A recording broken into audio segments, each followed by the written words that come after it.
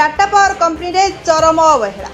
ढेंकानाल जिला परजंग बजार दे जाइथिबा पूर्त विभाग रास्ताटी डिहडोल छक दे बरिहापुर कनक दुर्गा मंदिर निकट में जाइथिबा 53 नंबर जातीय राजपथ सहित संजोग होइछि।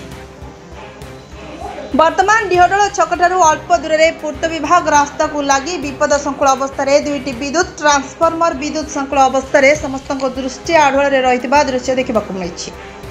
डिहडोल छकरू बरिहापुर दिग को जीवा रास्तार पूर्त विभाग रास्ता को लगी गोटे स्टेज उपरे बसी दुईटी ट्रांसफॉर्मर।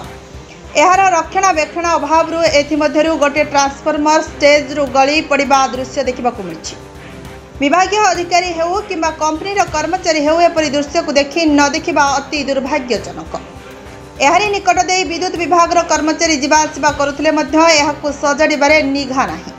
यार चारिपाख तार बंदी दिया जाई नथिबारु विपद संकुल अवस्था मुकुला होई रहिछि एही दुईटी विद्युत ट्रांसफॉर्मर। एहारी कड़े पथचारी आरंभ करी जानवाहन चलाचल करुथिबा बेले एहारी पाखरे रास्तार उभय पार्श्वरे डिहडोल गाँव केतक परिवार बसवास करि रहिछन्ति। एपरी समस्या विभागीय अधिकारी दृष्टि आढ़ुआ रही लोकंक निरापदा को कंपनी हेय मन करी नीरवद्रष्टा साजिछन्ति। ट्रांसफॉर्मर निकट में बसवास कर रहुथिबा परिवार लोकमानंकठारु आरंभ करी गृहपालित पशुमानंक पई कोनोसी मुहूर्त विपद आशंका को एड़ाई दे जाय न पारे। एतत् व्यतीत पूर्त विभाग रास्ता यातायात करुथिबा यात्री मानक प्रति कोनोसी मुहूर्त विभागीय अधिकारी खामखियाली नीति जोगु अघटन घटिबार आशंका रही।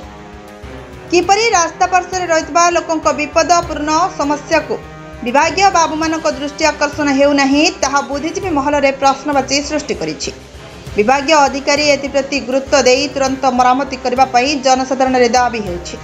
ढेंकानाल जिला परजंग ब्लॉक रु निर्मल गडनायक रिपोर्ट, ना ओडिशा न्यूज।